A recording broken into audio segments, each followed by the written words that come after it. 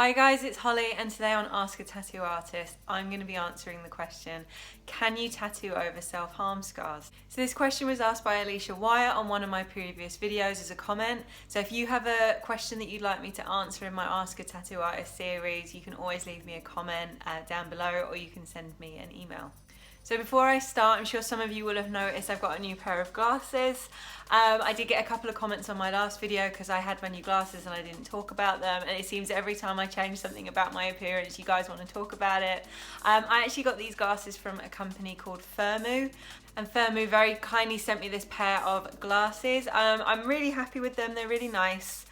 I'm just going to show you guys up close. They're like a kind of pinky, not too pinky colour, which I really like. I know when I got my last pair of glasses, because they were black but my hair was pink at the time, so I like them, but as time has gone on my hair has become less pink and it's kind of got darker, and I wanted a pair of lighter glasses because I felt like otherwise my head was too black. So yeah, I'm really happy with these new glasses, because it is kind of weird, right? I think if you wear glasses you'll know when you get a new pair, it's strange because you have to get used to having a new face almost. But these were really nice because I liked them straight away. As soon as I tried them on, I knew I liked them. So thank you, Firmu, for sending me a new pair of glasses. They also wanted me to tell you that they have a buy one get one free offer, and I'm going to post a link to that offer down below so you can see. So the question today is, can you tattoo over self-harm scars? The answer is yes, maybe, depends. So I guess I should go into the ins and outs of exactly what I mean. So the quick answer to the question is yes, self-harm scars can be tattooed over. Personally, I do some cover-ups on self-harm scars and I really enjoy them because I find them really rewarding. There's something extra nice about covering up a piece of the past that maybe somebody isn't so happy about, making something beautiful over something that can be a bit of a painful memory for some people. So I really love doing it, and I wanted to talk to you more about the ins and outs of exactly how it works. I was going to have a look through my Instagram and post some pictures here of photos of tattoos that I have done over self-harm scars, and I kind of realised that a lot of the pictures that I post, I won't necessarily say that they're over self-harm scars. Quite often the person that I'm tattooing has asked me to maybe keep it to themselves, or it's a private thing that they didn't really want to share. Because people had asked me to respect their privacy, I didn't want to then just post them all up on a YouTube video where other people maybe in their lives could put the dots together and figure out who I'm talking about. Instead, I'm just going to be talking about my experiences with tattooing over self-harm scars. And I've had people come to me with self-harm scars before and been embarrassed about it, and I guess something that I wanted to take a little second to say in this video is, if you have self-harm scars and you want to cover them up, don't be embarrassed. Go and talk to your artist. Unless they're a complete dick, which hopefully they're not, they will be nice about it. They will have done it before. To be honest, when you're a tattoo artist, you're used to seeing all kinds of different body shapes and sizes and skin textures and all sorts of things like that. So something that might be embarrassing to you or feel very personal, chances are we've seen it before and we can help you and we want to help you. So just as everybody is individual, any kind of scar is also individual. They could be bumpy, they could be flat, they might be white and feathery, sometimes they might be dark. They're just different on everybody. And what you can actually cover the scars up with very much depends on the type of scar and skin that you have that the tattoo will be going over.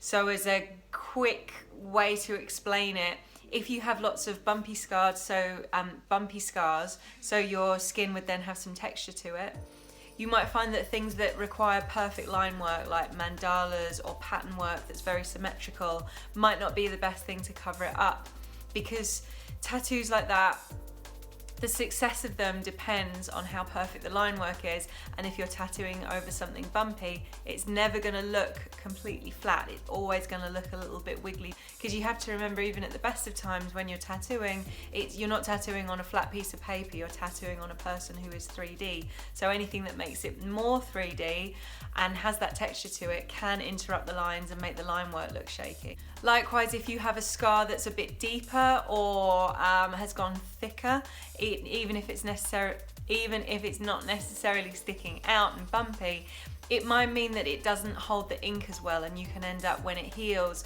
there might be a gap or something missing. And again, this is dependent person to person, just because everybody is different. But it's something that you need to expect if you're getting tattooed over any kind of scar tissue, is that it may not heal as perfectly as if it had been done in another place on your body where the skin doesn't have a scar on it. And that's because the skin itself has been impaired. So your skin is made of all little cells that when we're injecting tattoo ink in, they're going in and being held in there. Now, if something has happened to damage the skin and damage that integrity that the skin has, the structure of it, it doesn't have the capacity to then hold the ink exactly where you want it to be. So it could be that you tattoo it and it looks fine, and then it might do unexpected things afterwards when it's healing. It might fall out, it might blow out. You just kind of don't know, and you don't really know until you try it. Because as I said, everybody's different and everybody's skin is different. So this is just kind of a real general answer. So if a person came to me and they had quite raised or bumpy scars and they wanted a mandala or something with lots of straight edges or straight lines in it, I would steer them against it. I would advise getting something like something more illustrative, like a flower or an animal, or something where the lines are soft and flowy rather than having to be precise and crispy. Because generally you'll find that that will make for more successful cover-up than trying to force it to do something that it won't want to do. And obviously I keep saying this depends from person to person.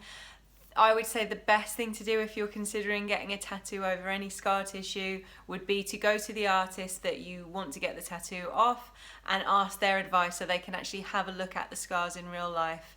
Because quite often just looking at a photo of them just won't cut it. You need to see them and see what they're like and everything.